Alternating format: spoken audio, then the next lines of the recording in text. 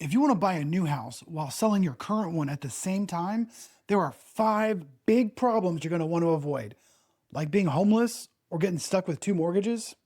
Over the last 9 years as a real estate agent, I've helped hundreds of people buy and sell, and the simultaneous move, buying and selling at the same time, is by far the hardest scenario to pull off. There are 3 good ways to do this, and one that you want to avoid at all costs. I call this my Simultaneous Move Blueprint, and if you can master just one of these methods, you'll save time, money, and your sanity. In this video, I'm going to break down the top 5 mistakes that I see people make when they try to buy and sell at the same time, and stick around to the end as I go over my blueprint to show you how to avoid those mistakes. I'm Lindsey, your property geek, and I'm a real estate agent in North Fort Worth, Hazlitt, Keller, Saginaw, Roanoke, and the surrounding areas. Over my career, I've helped many people with this exact problem, which led me to develop this blueprint that shows you the best way to structure your financing, your timing, and how to pull this off without losing sleep. So if you're planning to move in the next 6 to 12 months, you deserve a plan that'll show you how to accomplish your goals without the chaos and the mistakes. All my contact information is in the description below, so reach out to me by email, phone, text, whatever you feel comfortable with. We'll talk through your situation. No pressure. I'll answer what questions you have, and if it makes sense, we'll set up a time to meet and discuss even further. Before I dive into the 5 biggest problems, if you're getting some value out of this, I would greatly appreciate you hit that like button. Also, if you're enjoying this, you're probably also going to enjoy my video where I went over my 8-week listing prep timeline. In other words, how to get your house ready to sell in 8 weeks and done the right way. I'll link that video here, and there will be a link at the end of the video as well. All right, let's dive into the top 5 problems that people make when trying to buy and sell at the same time. I've organized these, and from my experience, from the least bad to the worst, and I'll explain why. Problem number 1 is choosing a house that you don't love because you feel rushed when your current house sells faster than you expected. Now, your house selling fast is normally a good thing, except when you're about to be homeless because you don't have a place to go to. This leads people to make a rush decision that they normally regret a year or 2 later. The next problem on the list is a big fear of most people, but I don't think it's that big of a problem. Let me explain why. Problem number 2 is ending up with 2 mortgages. Now, this really freaks people out. Just saying that, you might have gotten a little bit of tightening up.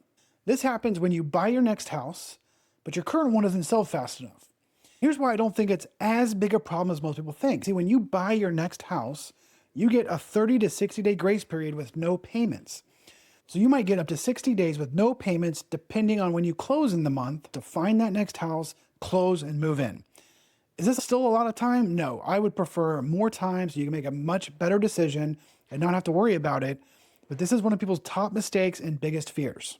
Problem number 3 is ending up homeless. Now, this isn't quite as bad as I think most people make it out to be. However, I do think it's a bigger risk than problem number 2 because there is no grace period. When those dates hit, you have to be out. And if you haven't bought your new place yet, you have nowhere to go.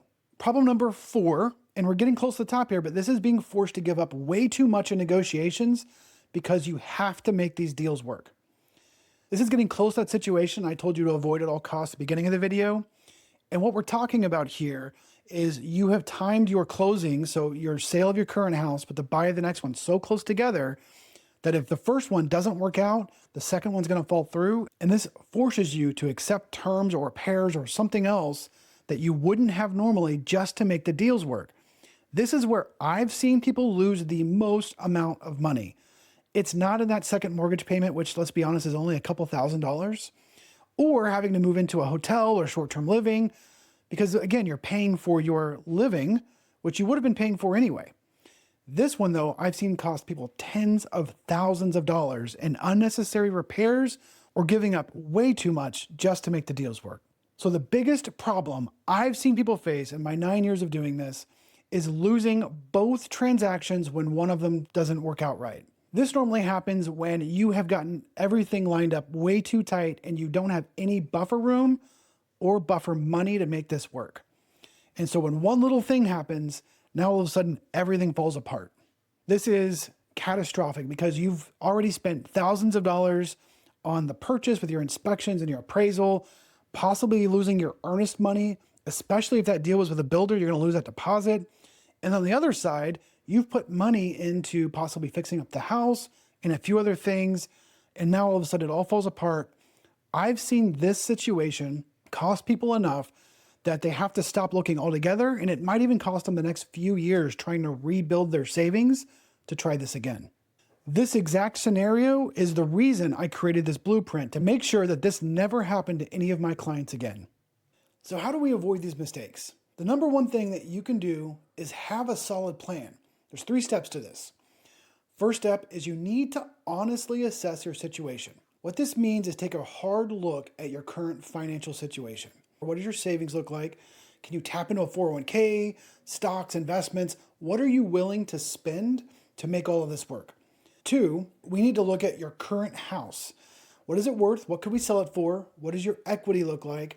What is your net out of that sale going to look like? Meaning, yeah, we might be able to sell your house for $350,000 or $400,000, but how much are you going to put in your pocket from that? Is it $20, $30, $50, $100,000? We need to know that number to know our next steps. Once we've taken a look at your situation and gotten all the details, then we're going to look at my blueprint and choose the method that most closely aligns with your goals and your resources. Once we've done that, then we can actually go to step 3 and map out an exact plan. What needs to happen in what order to make sure you have the most success with the least amount of stress. So here are the 4 methods from my blueprint that I use with my clients to help them navigate the simultaneous buy and sell with the least amount of stress. I'm not going to go into a crazy amount of detail with these. Obviously, that's for when we sit down and we talk through this. But I want to give you a high-level overview. The first one I call the clean sweep. This is a buy, then sell. This is the most cash-intensive method. However, it is by far the least stressful. It is one clean move and gives you the most negotiating power. Method number 2, and the second least stressful method here, I call the buffer move. Now this is a sell, then buy. The trick is you are going to sell first, then make a temporary move, and then buy. Sometimes this method and the next method I'm going to go over will flip-flop based on the current market trends. Right now, it is harder to sell a house than it is to buy one. So you want to do that one first. Move into your temporary housing, whether that's a short-term rental, a hotel, friends, family, whatever that is. This eliminates you accepting a bad deal in your current house just to make a move work. And then when you go to make your offer on the next place, you don't have any contingency, so it's a stronger offer. This isn't quite as nice as the last method, but this works well if you may not have the current reserve to hold 2 houses at the same time.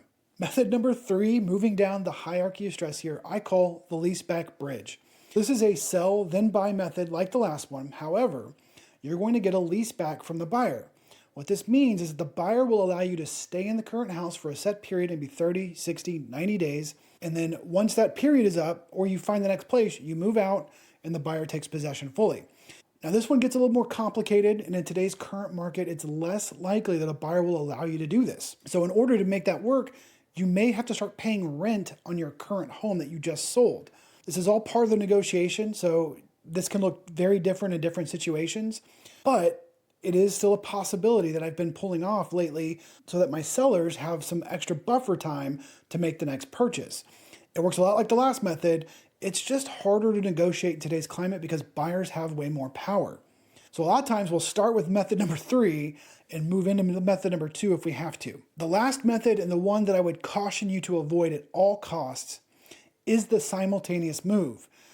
Most of the top 5 mistakes that we went over earlier in the video happen in this scenario because you get everything lined up so close together that one small hiccup, and there's always hiccups in a transaction, but one small hiccup, and all of a sudden you lose both transactions or accepting terrible terms that you wouldn't have normally just to make the deals work. If this is your only option, I would caution you to rethink whether you should be doing this or not. There are plenty of times in the past that I worked with a client and they really wanted to buy their next house when probably renting would have been a better decision for a year or 2 to get their feet back underneath them. So there it is. Sit down, assess your situation, choose the best method for you, and then craft your plan. Once you have your plan, you'll know exactly what to do and in what order and how to pivot in case something goes wrong. If you're considering a move in North Fort Worth, Hazlet, Keller, Saginaw, Roanoke, or any of those surrounding areas, contact me using the details in the description below, and let's map out the best plan for you.